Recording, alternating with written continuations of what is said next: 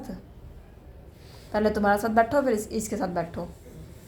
और तुम्हें दिख नहीं रही है इधर से लाइन इधर चली गई है वो। तो मैम पूरा बोर्ड तो आ ही रहा है। मजा नहीं आता मेरे को ऐसे क्लास करने में। मैं ही दिखनी चाहिए बस, कोई नहीं दिखना चाहिए। स्टॉकहोम कॉन्फ्रेंस कब आई थी? 1972 में। तो ये स्टॉकहोम है वो कहाँ पे है? स्वीडन में है। स्वीडन कहाँ पे है? यूरोप में है। ठीक है, कहते हो तो मैप भी सिखा दूं तुम्हें। स्टॉकहोम कॉन्फ्रेंस 1972 में आया था। हेडक्वार्टर कहाँ पे है? जिनेवा में है। अच्छा, किस चीज के लिए? United Nation Conference on the human environment. Question पूछा हुआ ये ह्यूमन एनवायरनमेंट के ऊपर सबसे पहले कौन सी कॉन्फ्रेंस हुई थी? 1972 में स्टॉकहोम कॉन्फ्रेंस। नेक्स्ट देखो यूएनईपी। यूएनईपी की फुल फॉर्म लिखी हुई है UNEP. UNEP United Nation Conference on Human Environment है। Policy of protection UNEP programme भी आता है, यहाँ पे एनवायरनमेंट भी लिख सकते हैं यूएनईपी। हाँ क्वेश्चन आता है यूएनईपी। फर्स्ट ह्यूमन एनवायरनमेंट के ऊपर प्रोग्राम जो है कब हुआ था? यूएनईपी 1972। ठीक है, दूसरी लाइन देखिए protection and improvement the environment. यहाँ पे देखो मैंने छोटा सा लिखा भी हुआ फर्स्ट टाइम। क्वेश्चन ही यही था कि फर्स्ट टाइम कब हुआ था? 1972 में। आया आया भाई? थोड़ा सा गैप रख के लिखना कि समझ में आए, खुद को भी समझ में आए। वही बाद में मुझसे पूछो, एक लड़का ट्यूशन आता है और पता है लिख लिया अपनी हैंडराइटिंग में, स्कूल में उतार लिया, ट्यूशन पे आकर पूछता कि ये क्या लिखा हुआ है। मैं किसने लिखा था? ये मैंने लिखा था। मुझसे क्यों पूछ रहा है क्या लिखा हुआ है? मतलब ऐसी हैंडराइटिंग, और हैंडराइटिंग भी अच्छी है उसकी।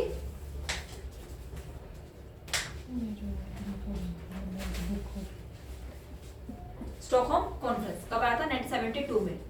अब तो याद हो गया होगा कि भूल गए हो।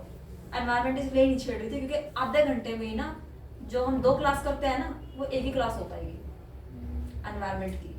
क्योंकि एनवायरनमेंट तुम्हारे दिमाग में ऐसे खोल खोल के ना ऐसे फिट करनी पड़ेगी मुझे, क्योंकि तुम्हें घर जाके जो है करनी ना पड़े। टीचिंग क्या है? टीचिंग रटवाने की जरूरत नहीं है, वो नॉर्मली हो रहा है। टीचिंग नॉर्मल होती है। मैंने तुम्हें बता दिया कि ये ऐसा होता है, ये ऐसा होता है, ये ऐसा होता है, वो आपके दिमाग में बैठ गया।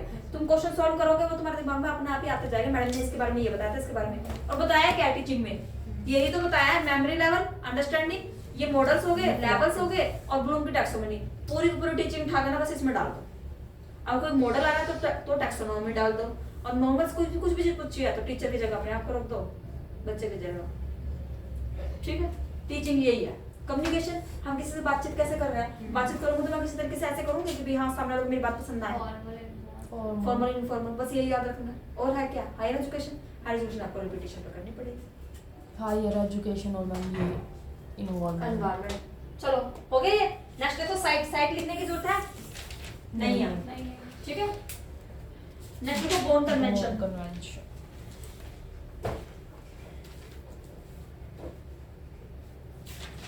ये उसमें है तो सही, स्टार्टिंग में लिखा तो हुआ बोन कन्वेंशन 1979 में आया था। दोबारा लिखना, लिख लो थोड़ा सा, वही है ये migratory species, convention on migratory species. Force में कब आया था? 1983 में। फोर्स में 1983 में। सारा मत लिखना, डबल मत लिखो। मैम आगे उसी पे लिख ले। हाँ उसी पे लिख दो। फोर्स में आया था 1983 में, उसी के नीचे।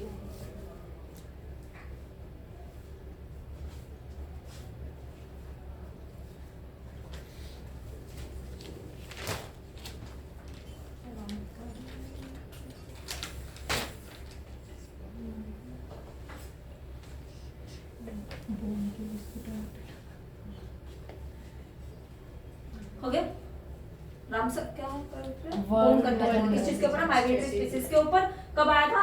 1979 में आया था। और फोर्स में कब आया था? 1983 में। ठीक है, उसमें आता है वर्ल्ड कंजर्वेशन स्ट्रेटजी। कब आई थी? 1980 में। किस चीज के लिए था? स्टॉपिंग इलीगल ट्रेड जो हो रहा है ना, किस चीज का? वाइल्ड लाइफ का।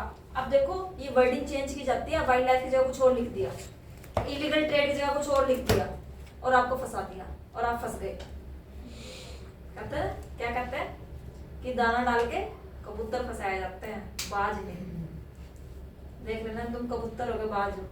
अगर तुम एंटी के जाल में फंस गए तो तुम कबूतर हो, और नहीं फंसे तो बाज हो।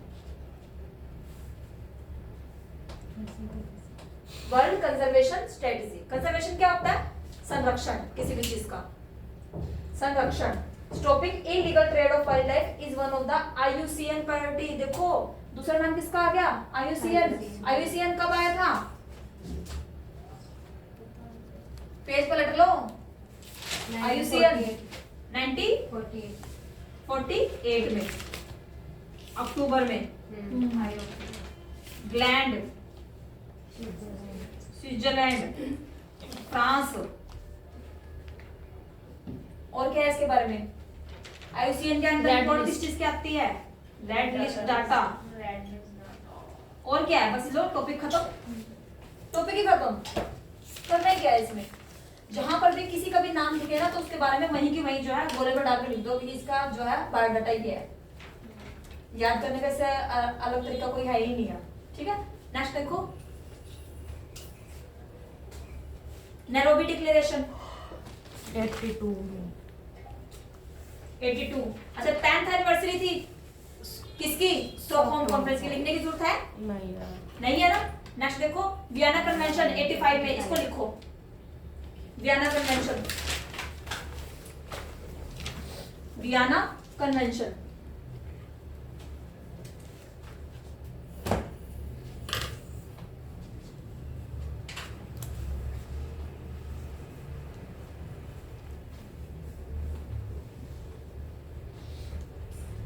कोशिश करेंगे एक हफ्ते में मोस्टली एनवायरनमेंट करने की। लगता तो नहीं वैसे मुझे। छुट्टी तो नहीं करूँगा बीच में कोई भी, है ना? आज क्या हो गया?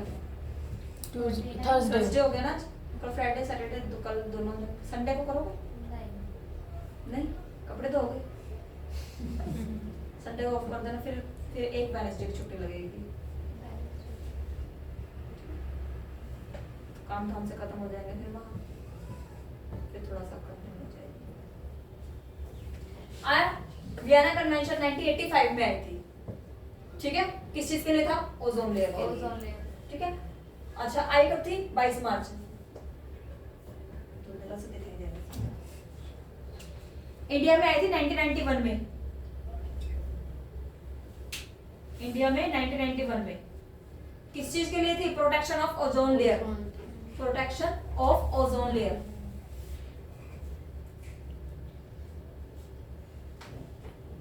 आई तो थी ये 85 में। अच्छा, फोर्स में आई 88 में। उसके बाद क्वेश्चन बनता है इसमें से, क्या वियना कन्वेंशन लीगली बाइंडिंग था? लीगली बाइंडिंग का मतलब क्या होता है कि जैसे मैंने कोई भी रूल और रेगुलेशन बनाया और आपने उसको ब्रेक कर दिया तो क्या आपके ऊपर जुर्माना लगेगा? अगर जुर्माना लगेगा तो वो लीगली बाइंडिंग है, और अगर जुर्माना नहीं लगेगा तो लीगली बाइंडिंग नहीं है। मतलब समझ में आया?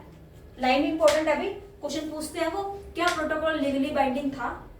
नहीं। अच्छा, तुम्हें पता है? अभी तुमने कर लिया क्योटो प्रोटोकॉल? आपने भी किया है। Not legally.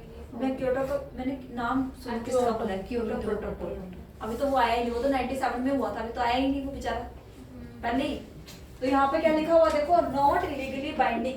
लीगली बाइंडिंग का मतलब समझ में आया कि अगर मैंने कोई भी रूल बनाया है और आप उसको ब्रेक करते हो तो आपसे जुर्माना लिया गया तो लीगली बाइंडिंग है, और नहीं लिया गया तो नॉट है। अगर मैंने कह दिया चल छोड़ो ना, बच्चा है, तो वो चीज क्या है? Not legally binding. मतलब समझ में आ गया ना? बस, और कुछ ज्यादा जरूरी नहीं है।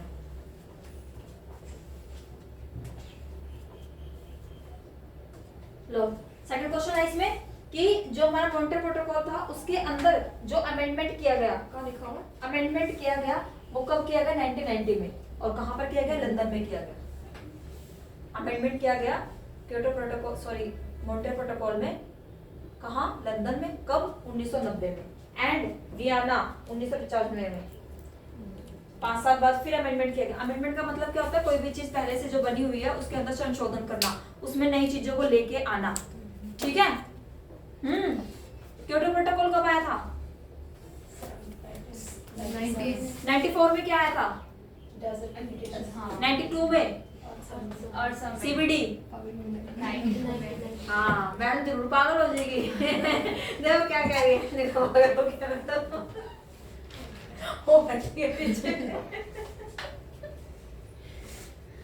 मैम ये यूँ नहीं कह रही कि आप पागल है, कह रहे मैडम पागल बनाएगी बार बार करवाएगी। Good morning. लाइट आ रही? मेरे को भी ये ब्लूटूथ ला के दो, मेरे को नहीं पता। अपने पैसे पूसे जोड़ जाड़ के मैं पैसे पूसे जोड़ जाड़ के स्मार्ट बोर्ड लगवाऊं। इसकी कितनी सुरक्षित है? आया भी समझ में? आया? इनको पढ़ने की जरूरत नहीं पड़ेगी। मैम ये वियाना का क्या है, ये 99 अमेंडमेंट किया गया दोबारा से। पहली बार किया था लंदन में, दूसरी बार किया वियना में, उसी जगह पे।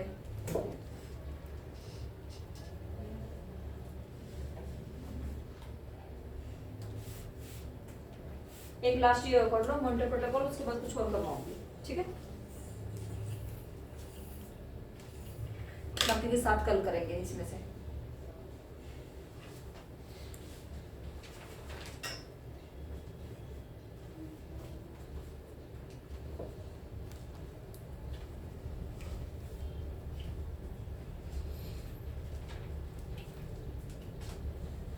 मैं आ रही हूँ इसमें। अभी तो आप यहाँ खड़े थे इतना, अब कहाँ तक आ रही हूँ? यहाँ तक। यहाँ तक? ये नहीं बढ़िया। नहीं ऊपर माइक बटन तक मैम, हाँ ये। यहाँ तक ये आ रहा हो। रुद्राक्ष तक। हाँ चलो लिखो मॉनिटर प्रोटोकॉल कब आया था? भी 1987 में, सॉरी 87 में आया था। और फोर्स में कब आया था? 89 में आया था। अच्छा, मॉनिटर प्रोटोकॉल किस चीज के लिए बनाया गया था? ओडीएस के लिए। ओडीएस क्या था? ओडीएस, ओजोन डिप्लीशन सब्सटेंस, ठीक है? और इसमें अमेंडमेंट कब किया गया था? इसके अंदर अमेंडमेंट किया गया था 1992 में। कहां पर किया गया था? लंदन में किया गया था। लो है क्या क्या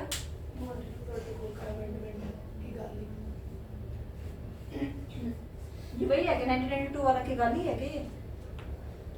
पता नहीं, याद सा नहीं मेरे भी, हल्का फुल्का सा यादाश्त कमजोर होने लग गई है मेरी। आप जल्दी जल्दी पेपर क्वालिफाई कर लो तुम अपने। कोमल सीधे को बैठो, अटेंटिव होके, एक्टिव होके, उसकी तरह पीछे।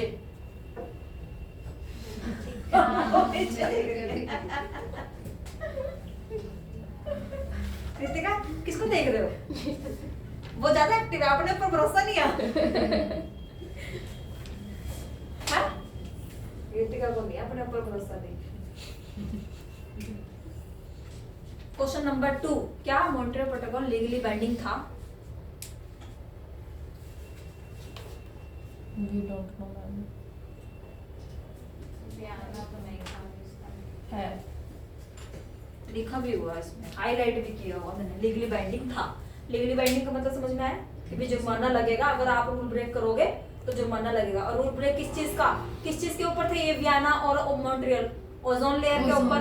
अगर मैंने कोई ऐसा सब्सटेंस यूज किया जिसमें से ऐसी गैसेस निकल रही हैं जो कि हार्मफुल हैं, तो मेरे ऊपर जुर्माना लगेगा ना। तो वो क्या है? Legally binding. आजकल के जो एसी आते हैं, आजकल के जो फ्रिज आते हैं, इनमें वो चीजें नहीं आती जो पहले आती थी।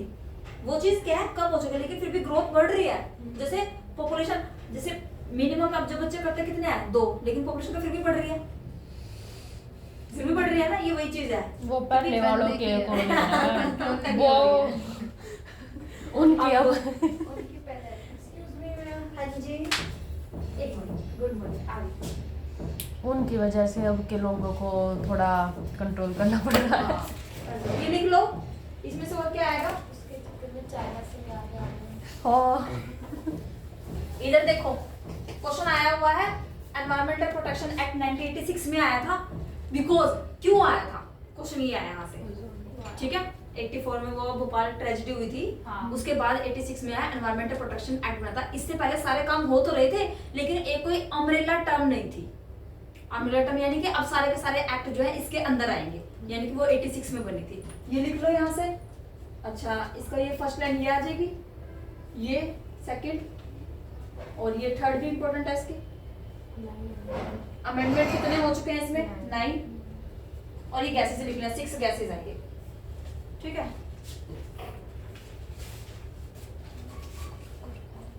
ठीक है, यहाँ से लो इसको कर लेना ऊपर नीचे, मैं थोड़ा सा आ रही हूँ।